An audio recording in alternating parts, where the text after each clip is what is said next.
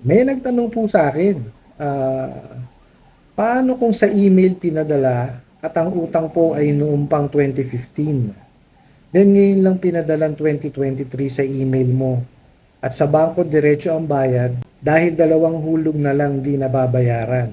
Nasa 700 po yung monthly niya. Then ngayon, inabot na po ng 40,000 ang utang. Legal po ba yun sa email ipinadala? Hindi po sa bahay. Okay. Bago po natin sagutin, no? Muli po inibitahan ko kayo na sumali dun sa ating paraffol, no? Nag-start po siya noong October 15, no? At magra-run siya hanggang November 15. Ang draw date po niya is sa November 19. Okay po? Pakipanood nyo po yung aking video na parapol ni Boss Rai. Nandun po lahat ang mechanics, no? At kung saan, nandun din po yung mga links na pupuntahan ninyo. Ano po? Sayang din po yun, 1,000 pesos na GCash. Ano po? Yung ating papremyo. Okay? Okay, punta tayo dun sa tanong, no?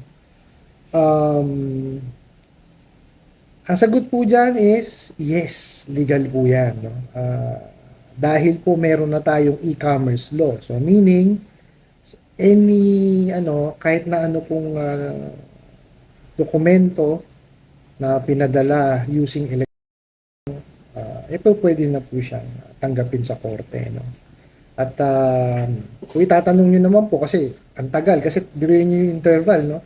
2015, 16, 17, 18, 19, 20, 21, 22, 23, 8 years bago po kayo pinadala ng ng demand letter, no?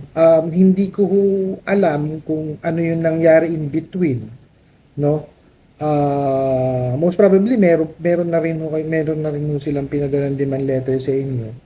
Baka nasa spam lang. Check nyo po. Pero legal naman po. Yung sasabihin ko, legal yung demand letter nila, no, na pinadala nitong 2023 at using email po. Legal po 'yan, no. So ang suggestion ko is makipag-coordinate po kayo sa kanila, no. Kasi sa sobrang tagal, talagang aabuto ng 40,000 yan kasi may mga late charges po yan eh. May mga late fees, penalties, no? And then, syempre, yung mga buwan na hindi nyo nahulugan, may interest din po yun, no? So, kaya po talaga lalaki ng 40,000 yan, no? Kaya, ang suggestion ko po is, kagaya po na lagi kong sinasabi, makipag-coordinate po kayo sa kanila. Kung kaya nyo pong pumunta ng personal, pumunta kayo ng personal sa kanila at makipag-ugnayan po kayo, no? Ah, tapos kung kaya nyo pong i-request sa kanila na mabawasan po yung penalty, bawasan po, no? Or kung yung principal na lang babayaran, ano po, nasa sa inyo po yan. Nasa pakikipag-usap niyo po sa kanila yan. Kasi sobrang tagal po. Gawin niyo 2015. Hindi ko alam kung 2015 ah, yung maturity date nyo o 2015 yung simula ng utang nyo. Hindi ko alam. Kasi hindi naman ho nakalagay dito. Pero um, regardless of it, uh, kausapin nyo na lang po sila. Yun po ang pinaka mainam na gawin doon, no?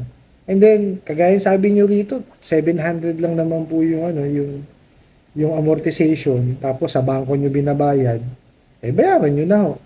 Ano lang yun, 1,400 lang naman po yun, kasi siguro, kaya nyo naman na po siyang bayaran. Ano po, tapos makipag-usap po kayo ng maayos para kung kaya nilang bawasan, pwede bawasan po nila. Ano po, sabihin nyo po yung inyong naging dahilan, bakit po kayo hindi nakahulog, ano? Ako po, ang profession ko po is credit and collection. So, collector po ako. Kung sa akin mo yun, tatanggapin ko yan para ma-close na. At least tapos na yung transaction, di ba? Wala naman no kasing ibang pwedeng gawin dyan, kundi bayaran yan eh. So, para matapos na, wala na kayong isipin, tapusin nyo na ho yan dyan. Ano po, at least po, um, tawag dito, nabuksan niyo yung demand letter. Kasi mahirap baka mamaya, hindi niyo napansin yung demand letter, eh, bigla na lang, imbitasyon yung ma-receive niyo o subpoena. Kasi 'pag hindi niyo nasagot yung ano, yung demand letter, maaari po nila kasing i-file sa small claims yan, eh. So, mainam na lang po na buksan niyo. So, ayusin niyo na lang po ano. I hope po nasagot ko yung tanong and, I hope po, eh, may napulot po kayo ngayong araw, 'no? At, muli po maraming salamat 'no, sa lahat po ng, nanonood ng aking mga content 'no. Pasensya na po talaga at hindi ko masagot lahat ang inyong mga katanungan. Um, Pilit ko pong ginagawa ng video 'no, kasi almost the same lang naman din po yung ibang mga tanong 'no. So, maging reference na lang po sana yung, mga ginagawa ko pong videos 'no. Hanggang sa muli po, yun lang.